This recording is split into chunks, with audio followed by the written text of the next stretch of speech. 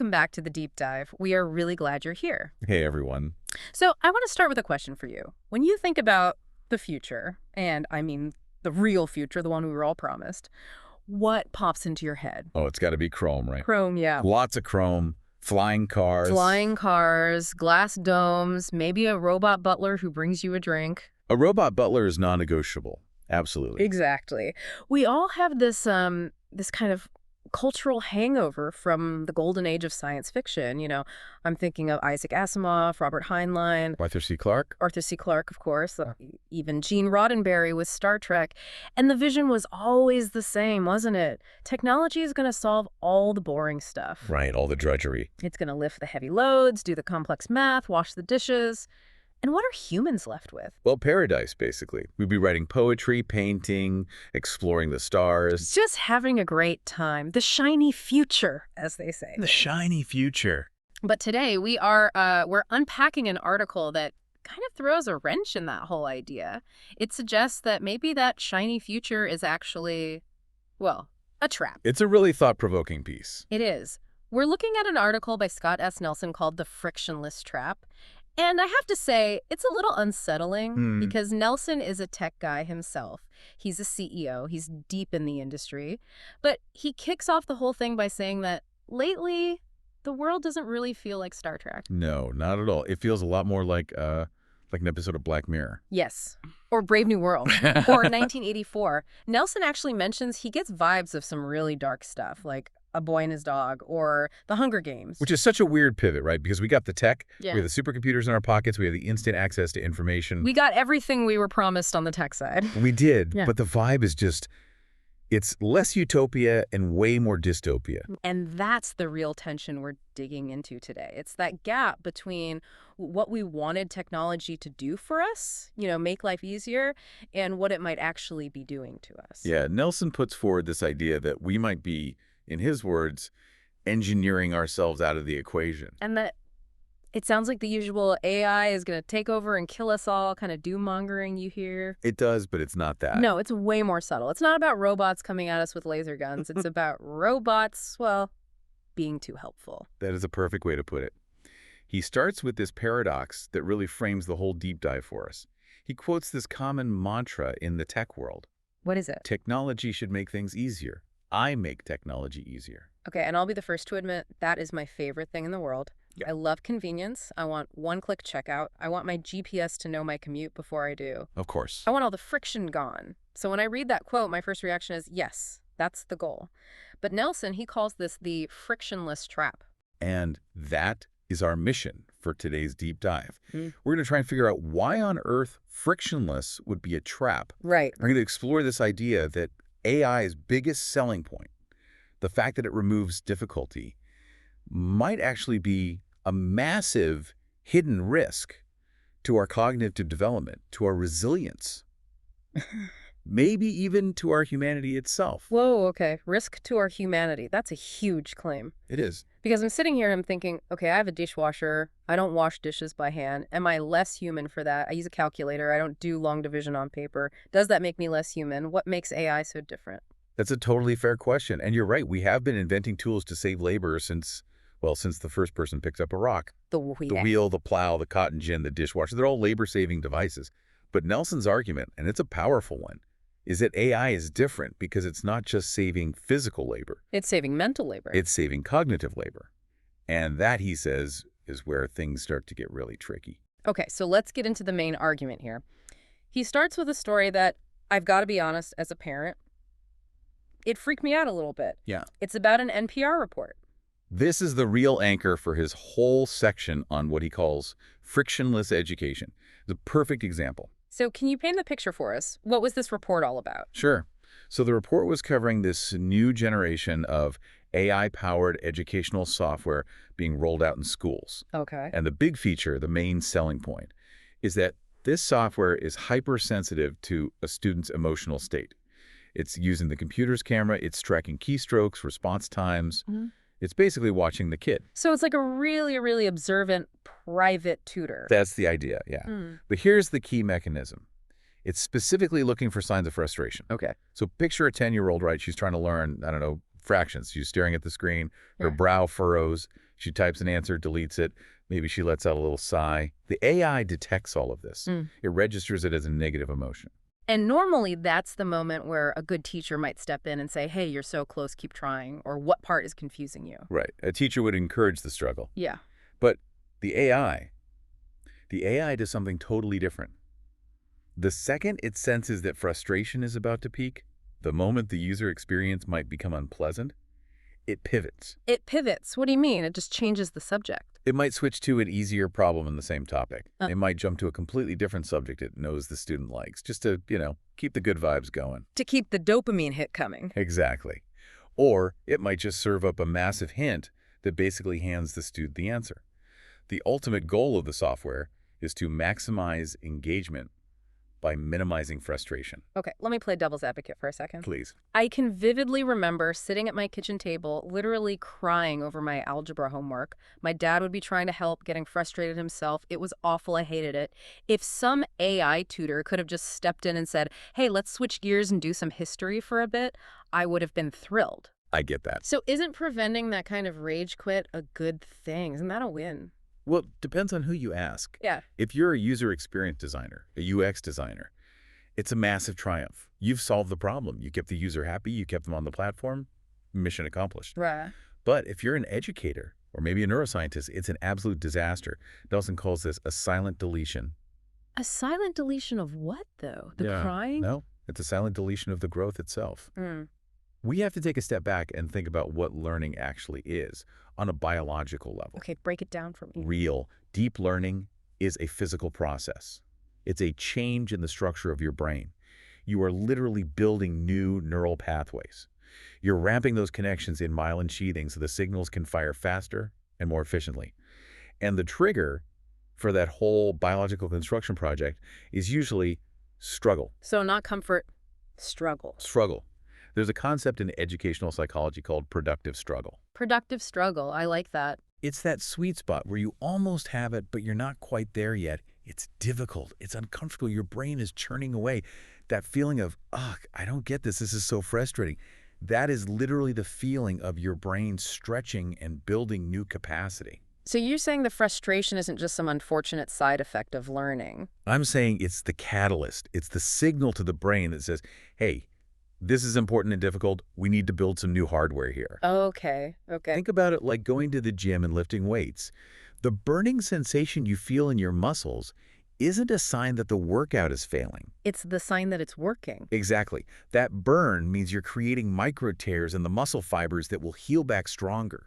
If you stopped your set the very second you felt that burn, you would never, ever build muscle. And this AI is basically the personal trainer who grabs the barbell from you the second your face shows a little strain? Precisely. The AI is programmed to see struggle as a bad user experience. It sees friction as a bug to be fixed, so it deletes the struggle to keep its customer happy. But in doing so, it completely removes the very mechanism required for a mind to grow stronger. The machine does the hard part. The machine navigates the obstacle. And the human just gets carried along for the ride. That is genuinely terrifying, because from the outside, it probably looks like the perfect classroom. All the kids are quiet, they're engaged, they're tapping away on their screens. Nobody's having a meltdown. Right. It looks efficient. But underneath it all, nobody is actually learning how to overcome a barrier. They're not developing resilience. They're being served a frictionless version of education, but they're not acquiring the underlying skill of learning itself. And Nelson's point is, if you raise an entire generation this way, where every path is magically smoothed out right before they might trip, what kind of adults do you end up with? Adults who have no idea what to do when they encounter a real problem that doesn't have an easy mode button. You get adults who have been, and this is a key phrase from the article, optimized into feebleness. Optimized into feebleness. Wow. And that phrase is the perfect bridge to the next major point in the deep dive. Because Nelson doesn't just stick with modern examples. He reaches back into classic science fiction to show this isn't a new fear. He connects this AI in the classroom directly to H.G. Wells. To the Time Machine. Exactly. Man, I haven't thought about that book in ages. I think I read it in high school, but when Nelson summarized it in the article, it hits so differently now. It's basically the foundational text for this entire problem. It's shockingly prescient. So for anyone listening who maybe hasn't read it, or if it's been a couple of decades, let's just quickly set the scene. Sure. You've got your protagonist. He's just called the Time Traveler. He builds this machine, brass and quartz and ivory, all very Victorian steampunk. Spinning levers, the whole thing. Yep. And he sits in the chair, pushes the lever forward, and whoosh, the centuries fly by. He watches civilizations rise and fall, and he finally stops in the year 802,701 AD. So he jumps nearly 1,000,000 years into the future of humanity. And this part's important. He has expectations. He assumes he's going to find superhumans. He thinks humanity will have evolved into these, god-tier intellects with massive brains and unbelievable technology. He fully expects to be the dumbest guy in the room by a mile. Which is a pretty logical assumption, right? I mean, look at the progress we've made in just the last 200 years. Imagine 800,000. Exactly. Yeah. But that is not at all what he finds. He lands his machine in what looks like a beautiful, lush garden. A paradise. And the people who live there, they're called the Eloi. They are. Well, how would you describe them? They're beautiful. They're physically beautiful, but very small and frail, maybe 4 feet tall. They wear these simple, nice tunics. And what do they do all day? They just play. They eat fruit that seems to just grow everywhere. They have these very simple, gentle conversations. They're completely peaceful, no conflict. I mean, that sounds pretty good, honestly. Sign me up. It sounds like the ultimate vacation. But then the time traveler tries to actually engage with them. He tries to ask them about their history, their society, their science, and he makes this chilling discovery. There's nothing there. There's nothing there. They're, in his words, intellectually vacant. They have the curiosity and attention span of a 5-year-old. They can't focus on anything complex. And at first he's just confused. He's thinking, what happened here? Was there a plague? A war that knocked them back to the Stone Age? Did they somehow de-evolve? Right, he's looking for the catastrophe. Yeah. And this is the brilliant, horrifying twist of the entire book. There was no catastrophe. Nothing went wrong. Exactly. Everything went right. Can you explain that? Because that's the part that's so counterintuitive. How does everything going perfectly right lead to a species becoming stupid? Because the Eloi are the end result of humanity completely winning the game of civilization. Just imagine it. Imagine for a moment we solve every single problem. We cure all diseases. We end all war. We automate all food production. We perfect weather control. We build machines that take care of every single human need instantly and perfectly. And those machines repair themselves. Total automation. The ultimate frictionless existence. The ultimate. For thousands and thousands of generations, the ancestors of the Eloi never had to solve a difficult problem. They never had to run from a predator. They never had to figure out how to build a shelter or find food. They never had to struggle to understand a complex idea. It's that use it or lose it principle again. On a massive evolutionary scale. Yeah. Yes. And Nelson pulls this quote directly from Wells, and it's really the linchpin of the entire article. The quote is, "Strength is the outcome of need. Security sets a premium on feebleness." Security sets a premium on feebleness. Man, just let that sink in. It's profound. Think about it from a purely biological, evolutionary perspective. Brains are incredibly expensive organs. They consume a massive percentage of your daily calories. Right. Big, strong muscles are also very expensive to maintain. If your environment is perfectly safe, perfectly predictable, and caters to your every whim, well, nature is efficient. Nature looks at your big calorie-guzzling brain and your powerful muscles and says, this is a complete waste of energy. Let's downsize. So the Eloi weren't born slow because of some genetic defect. They were optimized into that state by their perfectly comfortable environment. They became the perfect docile pets for the automated world that took care of them. And there's the terrifying parallel to that AI classroom. Nelson is asking the question, are we intentionally building the very environment that will eventually create the Eloi? If we design a world where AI solves every cognitive challenge for us before we can even feel the slight headache of thinking about it, are we setting that premium on our own feebleness? It's the frictionless trap in its final form. We think we're doing ourselves a favor. We think, oh, I'll just let the AI write this boring email, I'm tired. Or I'll just let the GPS navigate, I don't want to think about directions. And each one of those decisions seems tiny and harmless. But cumulatively, over a lifetime, over generations, Yeah. we are slowly but surely breeding the capability out of our own species. We're outsourcing our competence. And the scary part is, once it's gone, getting it back might be impossible. Yeah. This leads us to another analogy that Nelson uses, and I think this one is really, really helpful because it's so physical and relatable. He talks about the gym. The weightlifting metaphor, it's a great one. Right. So I personally hate leg day. I think Yeah. most people who go to the gym hate leg day. It's not exactly a pleasant experience, no. So imagine I hire a new personal trainer. But this trainer is an advanced AI. It's got cameras tracking my every move. It knows my exact biomechanics. It even knows what I had for lunch. It is, theoretically, the perfect trainer. A hyper-personalized LLM for your hamstrings. Exactly that. So I get under the squat rack. I've got this heavy barbell on my back. I go down, and as I start to push back up, I hit that sticking point. You know that moment? Oh, yeah. Where your legs start to shake, the bar slows to a crawl, and you get that flash of panic thinking, I might not make this. The point of productive failure, Right. or near failure. Yes. Now, in the frictionless trap version of a gym, what does my perfect AI trainer do in that moment? The AI trainer sees your struggle. It sees your heart rate spike on the monitor. It analyzes the bar speed and sees it drop. It interprets all of this data as unpleasantness or risk of failure, A bad user experience. a bad UX. So it instantly engages a set of robotic arms built into the squat rack and just lifts the weight for you. Whoosh, the bar goes right up. And you finish the rep. And the AI's pleasant voice says, great job, you completed 10 reps. And I feel fantastic. I didn't have to struggle. I didn't grunt or sweat too much. I didn't risk dropping the weight on myself. I walk out of the gym feeling totally fresh. But the crucial question is, did you get any stronger? Well, Yeah. I mean, I was there. The weight moved up and down. No, the robot moved the weight up and down. You were just along for the ride.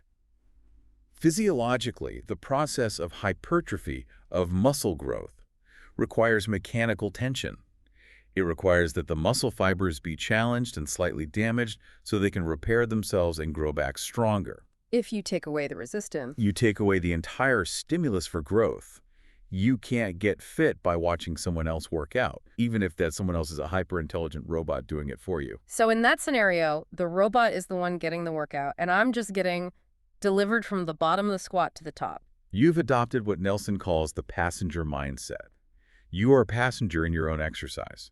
And he applies this exact same mindset to our cognitive work. And this is the part of the article that really made me stop and look at my own day-to-day habits. Oh, me too. Let's talk about that because I am so guilty of this. Just the other day, I had to write a really difficult email. It was a delicate situation with a client. You know, one of those where the tone has to be just right. And I sat there staring at that blinking cursor on the screen. I typed a sentence, deleted it. I was feeling that friction, that anxiety of, how do I phrase this correctly? It's the cognitive weight. That's the heavy barbell on your back. And what did I do? I opened up ChatGPT. I typed in a prompt, something like, write a polite but firm email to a client explaining that the project's scope has changed. And boom, 3 seconds later, there it was. A perfect email. And you copied it. I copied it, pasted it, maybe changed a word or two and hit send. And I felt this wave of relief. I felt so efficient. But you robbed yourself of the rep. I totally did. I didn't wrestle with the language. I didn't practice that very specific and valuable skill of professional diplomacy. I just outsourced it. And look, doing that once is no big deal. It's like skipping one gym session. That's fine. Mhm. But what happens if you do that for every difficult email? For every complex report? What happens after 5 years of outsourcing every single piece of difficult writing? What happens to your own ability to write? It's gone. It atrophies. You become the person who literally needs the tool to communicate effectively. You become a passenger. You start to see the work as something the machine does, and you just approve it. And the real danger is that eventually you forget how to drive the car yourself. And that's a scary place to be. Nelson uses this great phrase. He calls AI a universal solvent for friction, which is such a great kind of nerdy image. I love that. This chemical that just dissolves difficulty wherever it touches. And he makes a really important point here, which is that this isn't the first time we've used a solvent like this. We've been dissolving friction in our lives for decades. This isn't a totally new phenomenon. It's just a much, much more powerful version of it. Yeah, he walks through 3 historical case studies that show this pattern perfectly. And I want to dig into these for a minute because I think we often just forget what we've already given up. We just see the current state as normal. First one up, the GPS effect. The classic example. Do you remember life before Google Maps on your phone? I do, vividly. I remember having those huge spiral-bound street atlases in the car, Yeah. the Thomas guides. Yes. Or printing out MapQuest directions. And if you missed a turn, the whole list was useless. Totally useless, but think about the actual cognitive process you had to go through to drive somewhere new in, say, 1999. Here's the whole thing. You had to look at the map beforehand and build a mental model of the area. You had to orient yourself. Okay, the mountains are to the east, the ocean is west. You had to pay attention to landmarks. Uh-huh. Okay, I passed the big red water tower, so my turn should be in about 3 blocks. Mm-hmm. You were actively tracking your position in space. It was a high-friction activity, and getting lost was a real, visceral feeling of panic. I remember pulling into gas stations to ask for directions, unfolding these massive paper maps on the hood of the car. It was stressful. Yeah. But what's the side effect of all that stress and all that work? I knew my city. I knew it like the back of my hand. I had a map in my head. Exactly.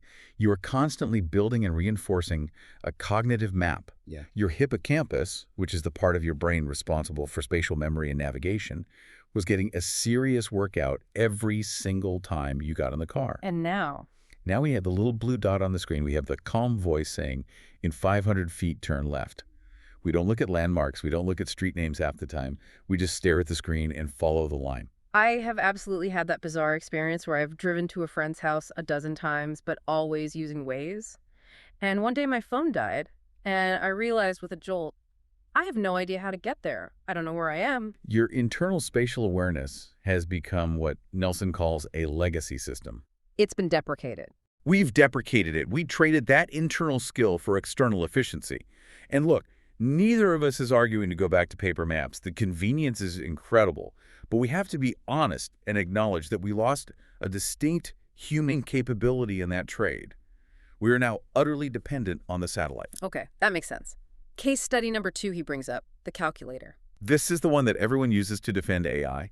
They'll say, well, people freaked out about calculators in the classroom, but now everyone uses them, and civilization didn't collapse. And Nelson actually kind of agrees with that. He says, for the most part, this was probably a fair trade. Right. The process of doing long division by hand, scribbling on paper, carrying the one, all of that, it's tedious. It's purely algorithmic.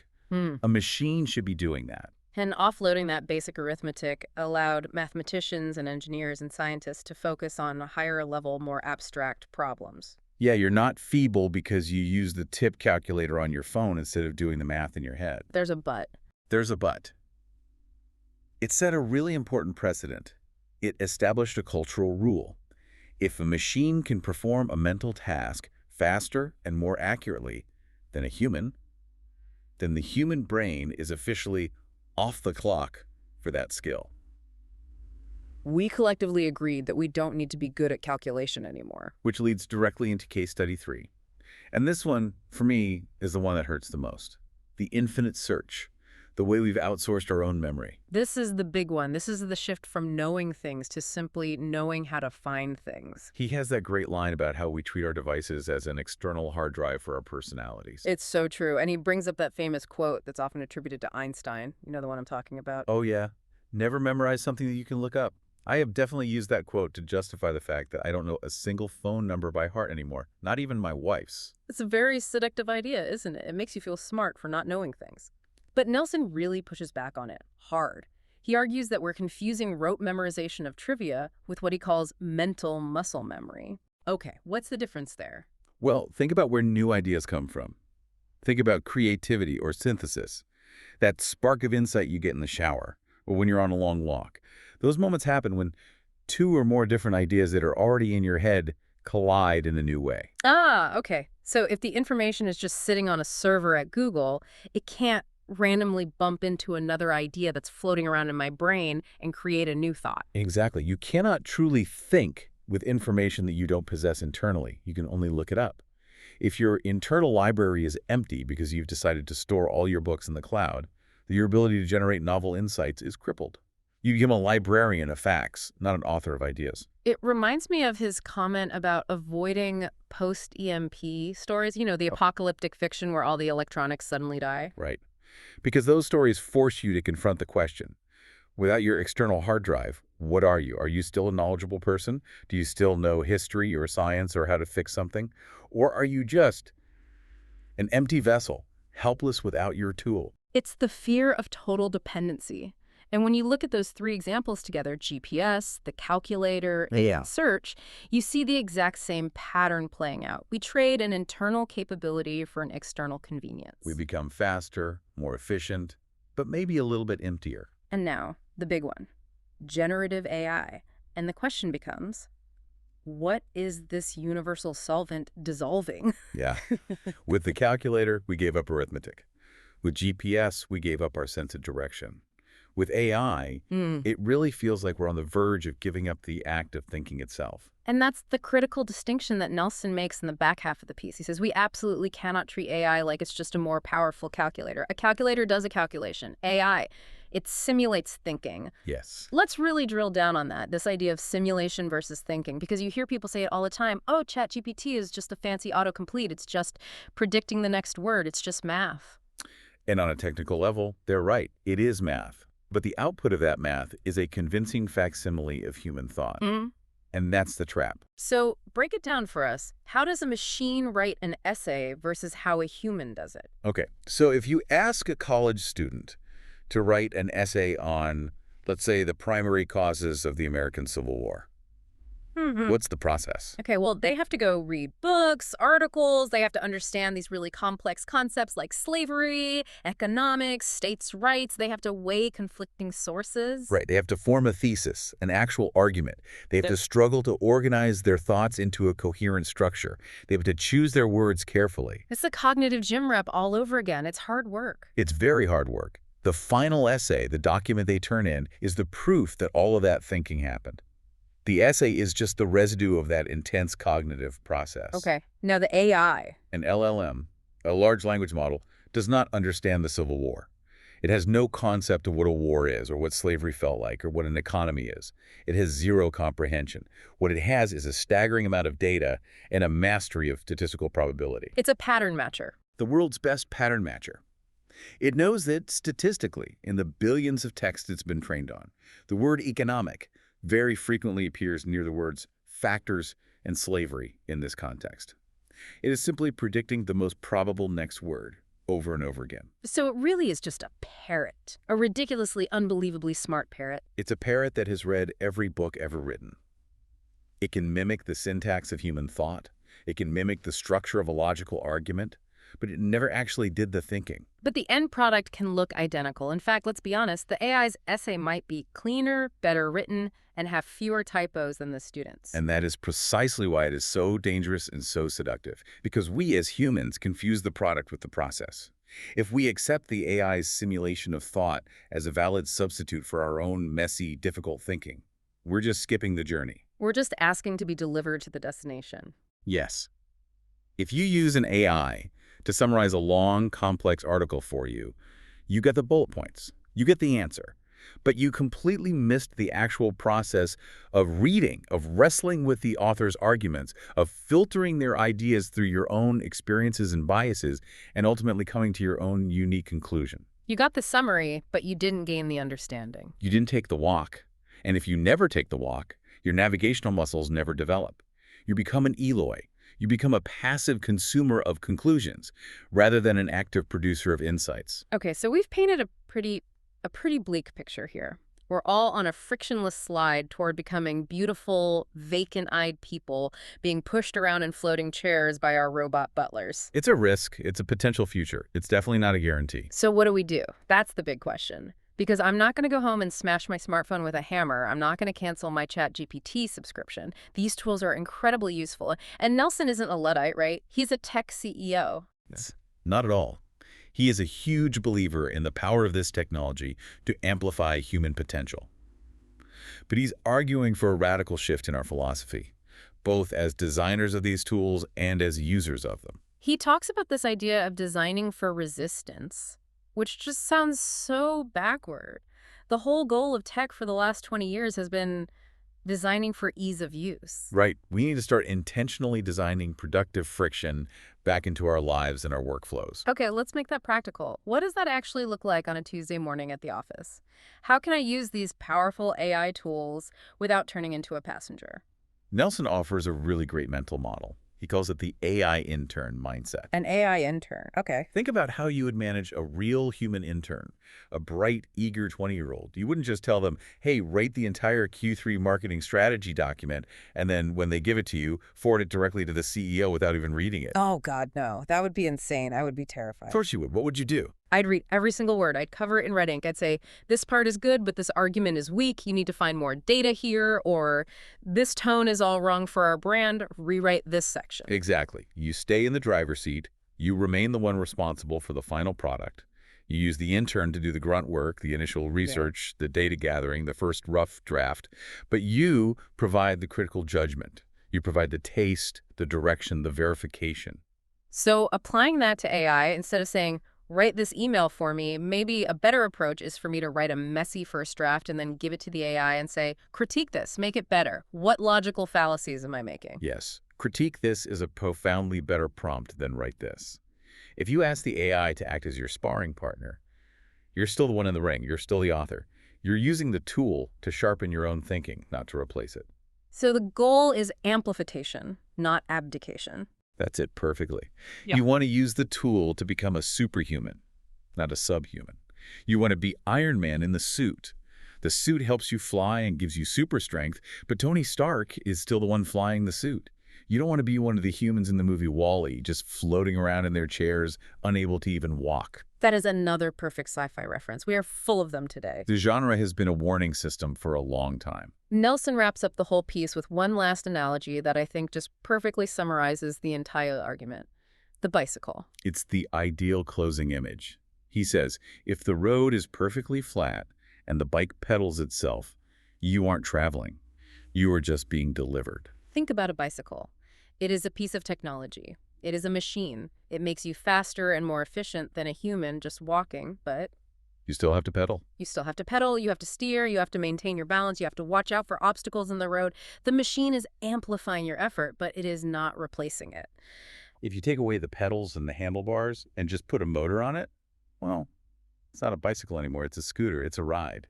And the ultimate message is, we do not want to be taken for a ride by our own technology, because mastery requires resistance. That is the bottom line of the whole piece. You cannot master any skill, whether it's writing or coding or mathematics or critical thinking, if there is no resistance, no friction pushing back against you. So we have to become seekers of friction. We have to look for the hills to climb. We have to pedal into the headwinds. We have to actively choose it, because the technology, by its very nature, is going to try to flatten every hill for us. It's going to try and build a windscreen to block every headwind. That's what it's designed to do. We have to be the ones with the wisdom to say, no thanks, leave some of that friction in. I need it to get stronger. That is such a powerful countercultural shift in mindset. Instead of always looking for the easy way, you start looking for the meaningful way. Yes. Okay, so let's just do a quick recap of this journey, because we've covered a ton of ground. We have. We started with that broken promise of the shiny sci-fi future and how that dream is morphing into a frictionless trap. We went into that classroom of the near future, where well-meaning AI is robbing kids of the productive struggle that's essential for growing their brains. We then time traveled to the year 802,701 and met the Eloi, the beautiful, helpless end product of a species that automated away all its challenges. And we learned that strength is the outcome of need. Then we hit the gym and realized that if the robot lifts the weight, only the robot gets the muscles. And we had to admit that we're all adopting a passenger mindset in our own cognitive work. We looked back at the history of this universal solvent, how GPS, calculators, and search have been slowly dissolving our internal capabilities for decades. And finally, we drew that critical line in the sand between simulation and thinking. We realized that an AI's essay is just a clever statistical trick, not a genuine thought process. And if we consistently skip the process, we will lose the skill. And the solution isn't to reject the technology. It's to learn how to pedal the bicycle. To use the AI as a smart intern, not as our replacement. To intentionally design productive friction back into our lives. So here's my final challenge to you, the listener. And I'm going to do this myself this week, I promise. I want you to take a hard look at your workflow, at your daily habits, at the way you move through the world, and ask yourself, where am I letting the bike pedal itself? Where have you unthinkingly accepted the passenger mindset? Is it in your writing? Is it in how you form opinions? Are you just accepting the first answer from your search engine without digging deeper? And then ask the follow-up question. Am I okay with that trade? And maybe for some things, the answer is yes. I'm okay with not knowing how to churn my own butter. But for the skills that define you, your creativity, your reason, your voice, don't let the friction disappear. To be the pilot, not the pet. The Illoi seemed happy, but they were also cattle waiting to be harvested. The difference between a master and a pet is the ability to solve your own problems. Don't outsource that. Find some productive struggle this week. Do something the hard way on purpose. Yeah.